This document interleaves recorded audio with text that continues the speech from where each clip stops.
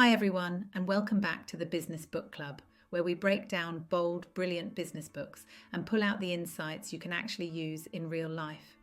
Today, we're looking at a book that doesn't just challenge how we work, it challenges what we believe about the principles of working.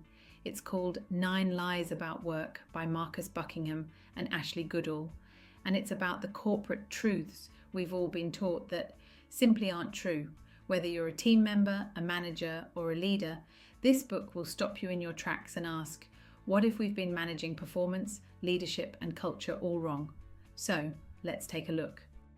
The authors, both leadership experts with decades of experience and access to extensive data through Gallup and Cisco, argue that much of what we think of as best practice in work is based on myths, false assumptions. They name 9 lies that organizations cling to, and then they bust them one by one. So let's walk through all 9. Buckle up. Lie number 1, people care which company they work for. Nope, people care about who they work with.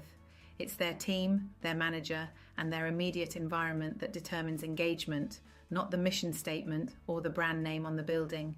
Culture lives in the local team, not the corporate logo. Lie number 2, the best plan wins. This sounds good on paper, but the real world moves too fast. The best teams are flexible. They adapt, collaborate, and shift as things change. It's not about having the perfect plan. It's about having the capacity to respond in real time. Lie number 3, the best companies cascade goals. You've seen this.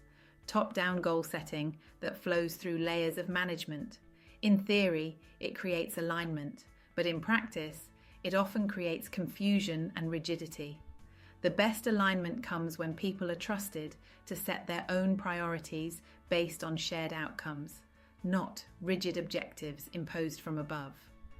Lie number 4, the best people are well-rounded. Actually, the best people are spiky. They're amazing at a few things, not average at everything. Trying to iron out weaknesses and make everyone balanced is a recipe for mediocrity. Strengths-based work wins. Lie number 5, people need feedback. Surprised, this one's tricky. People need attention, not just criticism or praise. Generic feedback often creates anxiety or resistance. What people truly thrive on is meaningful, frequent, positive attention, especially when it focuses on what's working. Lie number 6, people can reliably rate other people. This one exposes the flaws in performance reviews. Ratings are often more reflective of the person doing the rating than the person being rated. So instead of obsessing over numerical scores, we should focus on ongoing coaching and real conversations. Lie number 7, people have potential. This lie sounds kind, but it's limiting. It assumes potential is a fixed, measurable thing. But potential is contextual. Instead of predicting future performance based on arbitrary traits, we should focus on present strengths and how people are growing right now in real environments.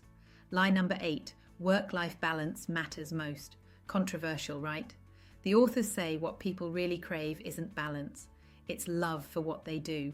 It's not about perfectly dividing time between life and work. It's about finding energy, purpose, and connection in both. Lie number 9, leadership is a thing. We treat leadership like a formula, but great leaders aren't great in general. They're great for their people, in their moment, with their own unique style. Leadership isn't one size fits all. It's contextual, relational, and deeply personal. This book doesn't just point out what's broken. It invites us to build something better. It reminds us that people are messy, emotional, and human, and trying to squeeze them into rigid systems built on outdated thinking just doesn't work. Want engagement? Trust people. Want performance? Focus on strengths. Want culture?